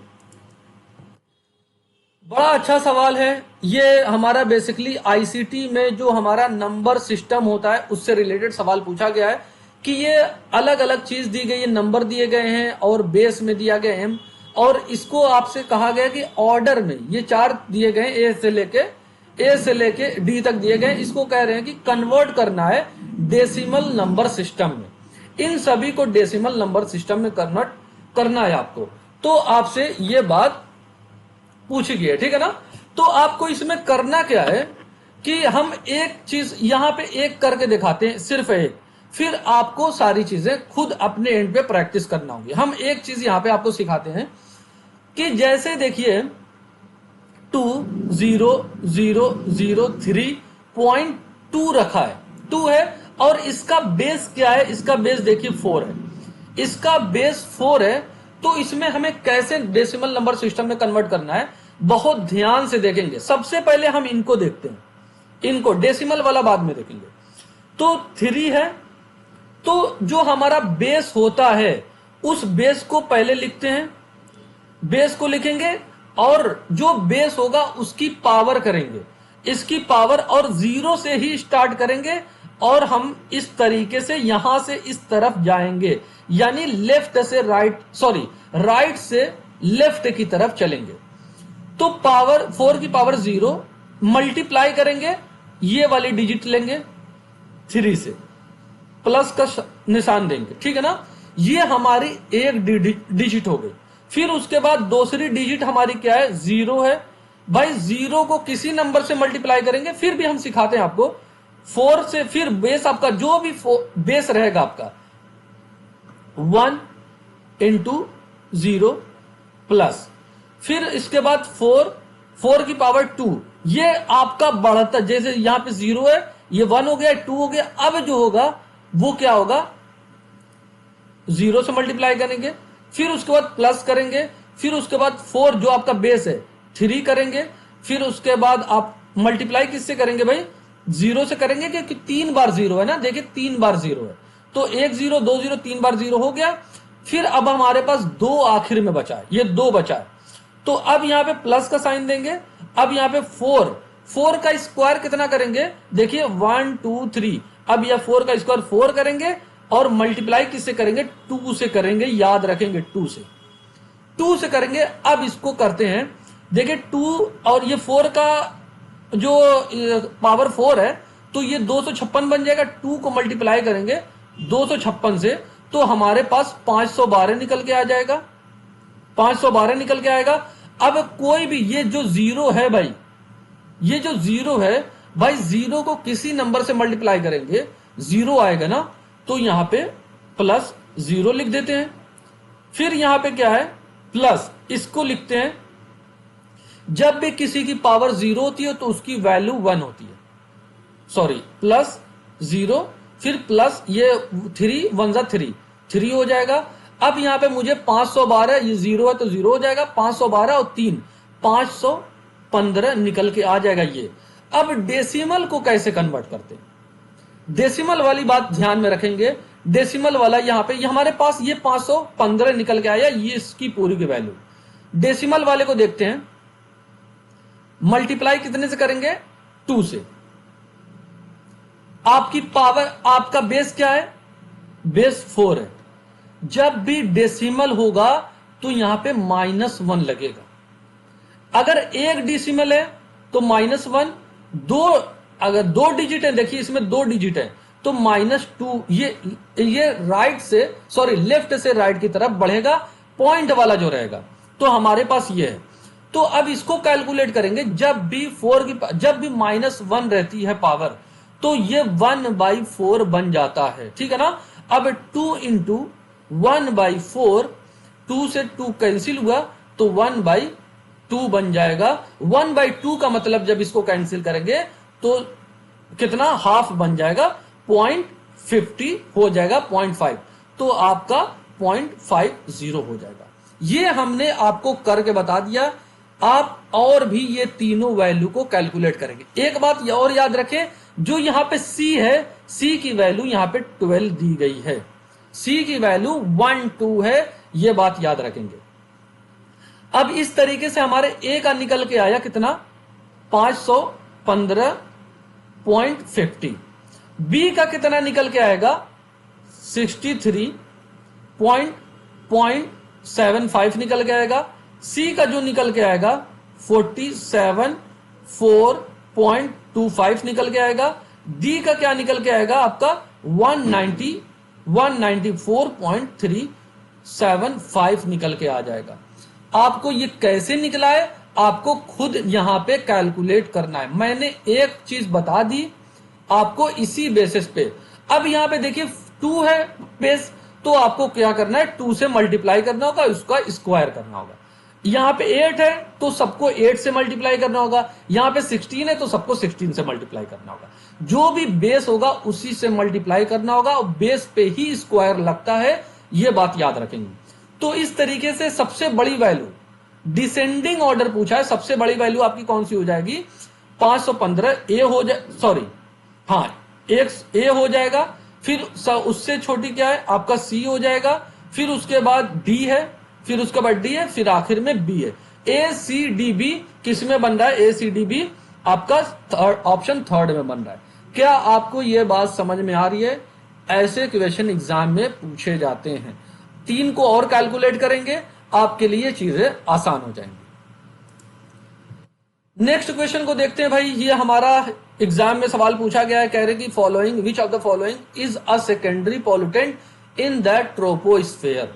ट्रोपोस्फेयर में जो सेकेंडरी एयर पॉल्यूटेंट है, सेकेंडरी पॉल्यूटेंट है, वो ट्रोपोस्फेयर में पाए जाते हैं। वो कौन से हैं? वो आपका ओजोन होता है, जो ट्रोपोस्फेयर में पाया जाता है, याद रखेंगे।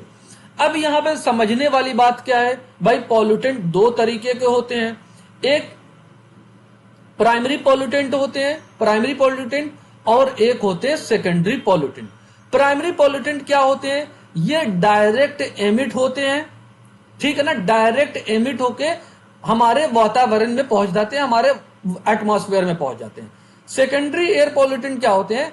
ये फॉर्म होते हैं, ये बनते हैं एटमॉस्फेयर में ही, यानी इसका कोई सोर्स नहीं होता है, ये डायरेक्ट नहीं बनते हैं, ये आपस में रिएक्ट होके सेकेंडरी एयर पॉल्यूटेंट बनते हैं।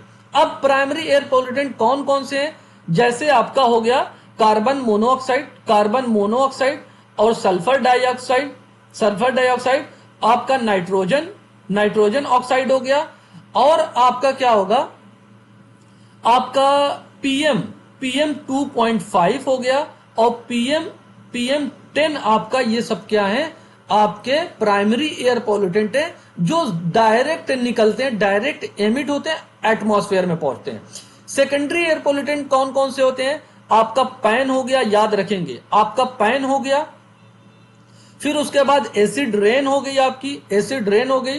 फिर उसके बाद एक और होता है क्या उसको बोलते हैं, फोटोकेमिकल स्मोक। फोटोकेमिकल स्मोक ये सब क्या है, आपके एटमॉस्फेयर में बनते हैं। ओजोन भी एक आपका सेकेंडरी एयर पोल्यूटेंट है, याद रखेंगे से, ठीक है, याद रखेंगे, ठीक है ना। ये बातें हमारी होती हैं। अब ओजोन, यहां पे सवाल है कि ओजोन का जो रिएक्शन होता है, ओजोन जो रिएक्ट किससे रिएक्ट होकर बनता है, याद रखेंगे नाइट्रोजन ऑक्साइड से मिलते हैं, और यहां पे वोलेटाइल ऑर्गेनिक कंपाउंड, ये इनका जो रिएक्शन होता है, इन दोनों से मिलके ओजोन बनते हैं। ये बात बहुत खास है, एग्जाम में पूछी जा सकती है। एक सवाल और देखते हैं, इसमें क्या है कि ट्रेडिशनल फॉर्म ऑफ कम्युनिकेशन। भाई दो तरीके की, पहले कम्युनिकेशन कैसे की जाती थी, अब कम्युनिकेशन कैसे की जाती है। तो आपसे ट्रेडिशनल पूछा है, पहले वाली कम्युनिकेशन कैसे की जाती थी वो आपसे पूछा है। स्ट्रीट प्ले, भाई गली में, चौराहे पर, खुले जगह पे ये स्ट्रीट प्ले की जाती थी। ये कम्युनिकेशन करने का एक जरिया था, बेसिकली समाज में मैसेज देना, एक तरीका था समाज में मैसेज देने का। आपका ये सही हो जाएगा। पॉपिट्री, कठपुतली आप सुने होंगे, जो राजस्थान में बड़ी ज्यादा फेमस है, ये भी आपका जो है ट्रेडिशनल फॉर्म ऑफ कम्युनिकेशन है। नौटंकी है, ये उत्तर प्रदेश में बहुत ज्यादा फेमस है भाई। यहाँ पे लोक नृत्य वगैरह, डांस वगैरह इसमें किए, बेसिकली समाज में मैसेज देने का भी, कम्युनिकेशन करने का एक तरीका है। पोस्टर आपका मॉडर्न है, जो आपका प्रिंटेड मीडिया में आता है। सिंगल स्क्रीन फिल्म थिएटर जो है, ये भी मॉडर्न फॉर्म ऑफ कम्युनिकेशन है। ये दोनों हमारा नहीं होगा, बाकी ये तीन होगा। इस तरीके से ऑप्शन 4 आपका सही बन जाएगा। क्या ये बात आपको समझ में आई? नेक्स्ट क्वेश्चन को देखते हैं।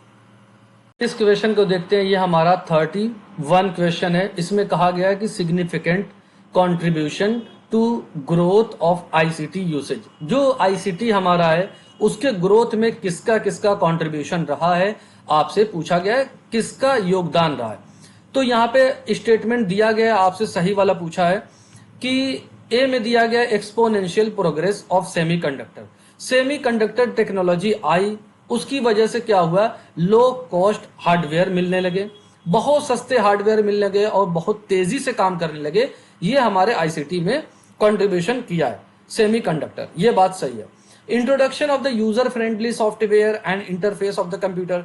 जब कंप्यूटर को यूजर फ्रेंडली बना दिया गया, सॉफ्टवेयर को यूजर फ्रेंडली बना दिया गया, और इंटरफेस टू द कंप्यूटर, यानी आम लोग भी कंप्यूटर का यूज करना जानने लगे, ये भी हमारा एक योगदान रहा। मर्जेस कर दिए गए कंप्यूटर को, कम्युनिकेशन टेक्नोलॉजी को, प्रोड्यूस किया गया एक स्मार्ट एंड मोबाइल डिवाइसेस, ये भी बात सही है, जिससे कम्युनिकेशन करना बहुत आसान हो गया। डी वाला क्या है, rise of the cloud computing. Cloud computing का नाम आपने बहुत बार सुना होगा।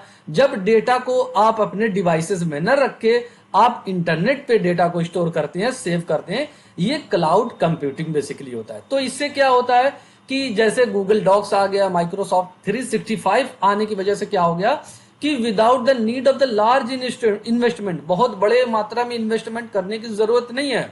आप बेसिक सा एक सब्सक्रिप्शन खरीदे और उसके बाद अपने डेटा वगैरह को इंटरनेट पे रख सकते हैं। ये भी बात सही है। इस तरीके से ऑप्शन ए आपका सही हो जाएगा, ठीक है ना, ये बात। नेक्स्ट क्वेश्चन को देखते हैं। कहा गया कि एक नई central institute of higher education अगर इस्टेब्लिश करना है, जैसे सेंट्रल यूनिवर्सिटी इस्टेब्लिश होती है, और तो कह रहे हैं कि किसके द्वारा इस्टेब्लिश की जाएगी, पार्लियामेंट के द्वारा, प्रेसिडेंट ऑफ इंडिया के द्वारा, या फिर legislative assembly of the respective state, या फिर यूजीसी के द्वारा। स्टूडेंट्स, इसका आंसर ए सही हो जाएगा। जब भी सेंट्रल लेवल की बात हो जाएगी, या सेंट्रल यूनिवर्सिटी की, या सेंट्रल इंस्टीट्यूट बनाने की, तो पहले संसद में कानून बना के उसको पास कराना होगा, तब जाके यहाँ पे इस्टेब्लिशमेंट देखने को मिलेगी। इसका ऑप्शन ए सही है। लेकिन कुछ लोग इसको बी, ज्यादातर लोग इसको जो है डी, यूजीसी के द्वारा बताते हैं। यूजीसी क्या करता है, यूजीसी का यहाँ पे काम है रिकॉग्नाइज करना, यूजीसी का काम है स्टैंडर्ड सेट करना, यूजीसी का काम है क्वालिटी वगैरह चेक करना, यूजीसी का काम है ग्रांट प्रोवाइड कराना, न कि स्टैब्लिश करना, ठीक है ना। ये हमारा हो जाता है। अब नेक्स्ट क्वेश्चन को देखते हैं। ये हमारा कम्युनिकेशन मीडिया है। बेसिकली आपसे पूछा गया क्या इसमें कम्युनिकेशन मीडिया कौन सा है। कॉन्फ्रेंस या मीटिंग आपकी कम्युनिकेशन मीडिया नहीं है। कम्युनिकेशन मीडिया क्या है, बेसिकली कम्युनिकेशन करने का एक माध्यम क्या है। एडवर्टाइजर या कैमरा क्रू, ये भी आपका, ये तो प्रोफेशन में आता है। न्यूज़पेपर, रेडियो, वीडियो, टेलीविजन, ये आपका कम्युनिकेशन मीडिया हो जाएगा, ठीक है ना। मेला और प्रोसेशन ये अपनी कम्युनिकेशन मीडिया नहीं है पूरी तरीके से। आपका जो कंप्लीट आंसर होगा वो ऑप्शन सी हो जाएगा। ये देखिए भाई, एक सवाल है, बड़ा अच्छा सवाल है, असर्शन रीजन पे पूछा गया है और ये कहा गया कि गांधी जी का जो पेपर था, न्यूज़पेपर था, वो पब्लिश्ड होता था, जो मेनी एडवर्टीजमेंट को पब्लिश करता था। ये बात गलत है। गांधी जी का जो पेपर था वो एडवर्टीजमेंट के पक्ष में नहीं था, उसमें एडवर्टीजमेंट वगैरह ना के बराबर छपते थे। आर में कहा गया, रीजनिंग में क्या गया, दे इंजॉयड वाइड सर्कुलेशन। भाई ये बहुत बड़े लेवल पे ये फैला हुआ था पूरे देश में और ये इसको बहुत सारे लोग पढ़ने वाले थे। ये बात बिल्कुल सही है, ठीक है ना। तो इस तरीके से आपका ऑप्शन डी बन जाएगा, 4 बन जाएगा। ए आपका गलत है, आर सही हो जाएगा। गांधी जी के 2 न्यूज़पेपर बड़े फेमस थे, याद रखेंगे। एक का नाम हरिजन था, एक का नाम हरिजन और दूसरे का नाम यंग इंडिया, यंग इंडिया था। बात याद रखेंगे, एग्जाम में पूछी जा सकती है। और एक सवाल है भाई, इसको देखते हैं। इसमें देखिए एक्रोनिम आपसे दिया गया है और उसके सामने फुल फॉर्म उसका लिखा गया है। आपसे पूछा गया इनकरेक्ट मैच कौन कर रहा है। गलत आपको बताना है, याद रखेंगे गलत।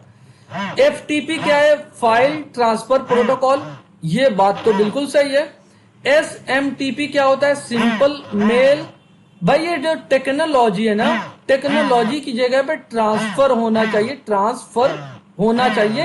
ये टेक्नोलॉजी ये गलत है, ठीक है ना। आपका ऑप्शन बी सही हो जाएगा। यूडीपीए क्या है, यूजर डेटाग्राम प्रोटोकॉल, ये बात सही है। रोम क्या है, रीड ओनली मेमोरी, ये भी बात सही है। आपका ऑप्शन जो सही होगा वो आपका बी सही हो जाएगा, ठीक है ना। ये गलत जो पूछा है वो गलत ये है, ठीक है ना। ये ट्रांसफर होना चाहिए लेकिन टेक्नोलॉजी दिया गया। नेक्स्ट क्वेश्चन को देखते हैं। हाँ, बेसिकली ये क्वेश्चन जो है हमारा क्या है, मीन और वेरियांस आपको दिया गया है, जो बायनोमियल डिस्ट्रीब्यूशन से रिलेटेड है, उसके पैरामीटर दिए गए हैं। एन जो है नंबर ऑफ ट्रायल है और पी जो है प्रोबेबिलिटी ऑफ सक्सेस है। आपसे पूछा क्या गया है कि ये 4 ए से लेके डी तक 4 तरीके के दिए गए मीन और वेरियांस। आपसे पूछा गया है कंप्यूट करना है नंबर ऑफ ट्रायल, मतलब एन की वैल्यू को कैलकुलेट करना है जो हर बायनोमियल डिस्ट्रीब्यूशन के लिए आते हैं, वो भी किस में, असेंडिंग ऑर्डर में, मतलब छोटे से बड़े की तरफ आपको जाना है। तो इसके लिए क्या होता है, एक सिंपल सा फॉर्मूला है, उस फॉर्मूले को आप याद रखेंगे तो इस ऐसे क्वेश्चन आप जो बड़ी आसानी से कर पाएंगे। ये फॉर्मूला बेस्ड क्वेश्चन है। तो क्या है, मीन का फॉर्मूला निकालने का फॉर्मूला क्या होता है, मीन का फॉर्मूला एन पी होता है, ठीक है ना। अब यहां पे हम क्या करेंगे, एन की वैल्यू को हम यहां पे निकालेंगे। एन की वैल्यू क्या हो जाएगी, मीन डिवाइडेड बाय पी। अब हमें एन निकालना है, एन ही कैलकुलेट करने के लिए कहा है, तो हमें एन की वैल्यू निकालना है। तो मीन हमें पता है भाई, सबका मीन पता है हमें, और हमें पी नहीं पता है, तो पी कैसे निकालेंगे। मेन बात यहां पे ये है, पी का फॉर्मूला होता है निकालने का 1 minus variance divided by mean. 1 minus variance divided by mean, ये आपका पी निकालने का फॉर्मूला होता है। अब यहां पे वेरियांस हमें पता है, एक हम बता देते हैं आपको, फिर 3 आपको कैलकुलेट करना होगा, ठीक है ना। देखिए मीन आपका दिया गया 2.1 और वेरियांस दिया गया पहले का 1.47। तो पी निकालने के लिए हम क्या करेंगे, 1 माइनस वेरियांस की वैल्यू क्या है पहले में 1.47, ये ऊपर है 1.47 डिवाइडेड बाई मीन की वैल्यू क्या है 2.1 है, 2.1 है।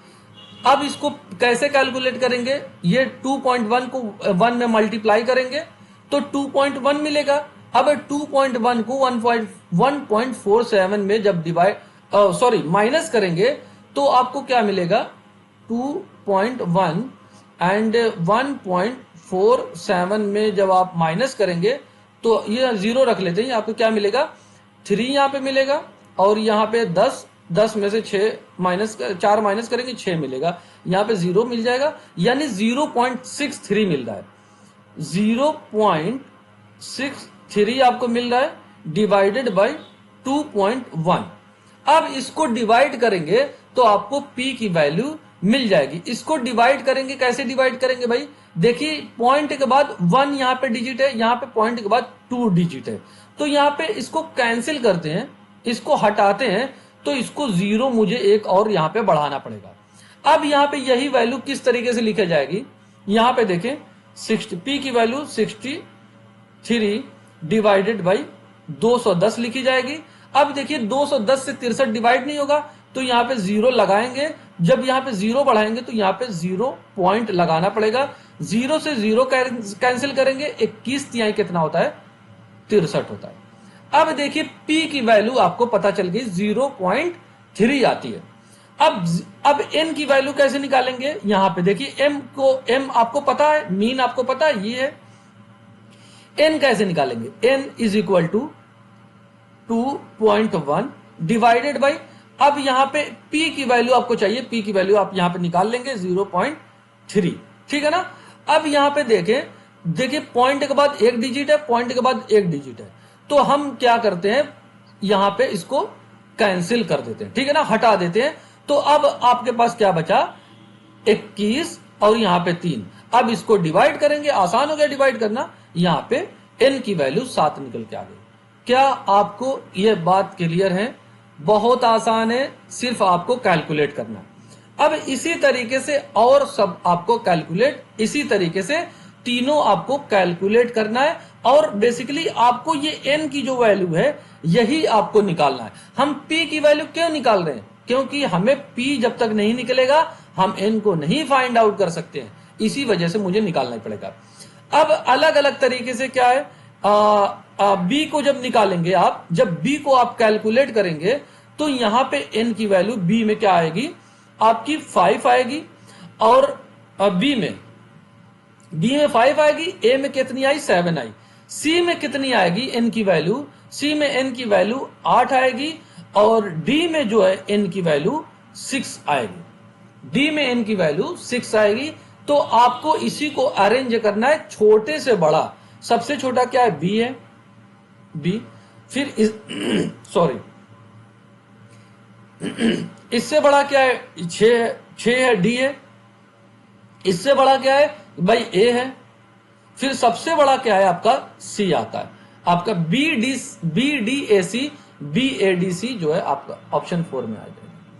क्या ये बात आपको क्लियर है, मैंने सिर्फ एक कैलकुलेट किया है, 3 आपको खुद कैलकुलेट करने, इसी तरीके से कैलकुलेट होगा, और कोई भी दूसरा तरीका नहीं है, बिल्कुल आसान है, फॉर्मूले पे वैल्यू को रखें, आप कैलकुलेट कर लें। नेक्स्ट क्वेश्चन को देखते हैं। इसमें देखिए असर्शन और रीजन से रिलेटेड सवाल आपसे पूछा गया है। बेसिकली ये आईसीटी से रिलेटेड क्वेश्चन है। कहा गया कि सर्च इंजन जो होता है एक हार्डवेयर डिवाइस है। भाई सर्च इंजन हार्डवेयर डिवाइस नहीं होता है, ये बात गलत है। क्या करता है, that search for any website on world wide web. बात ये सही है कि सर्च इंजन जो होता है हमारा इंटरनेट पे जो है वेबसाइट खोजने का काम करता है, ये बात सही है, लेकिन हार्डवेयर डिवाइस है, ये बात गलत है। इस वजह से असर्शन हमारा गलत हो जाएगा।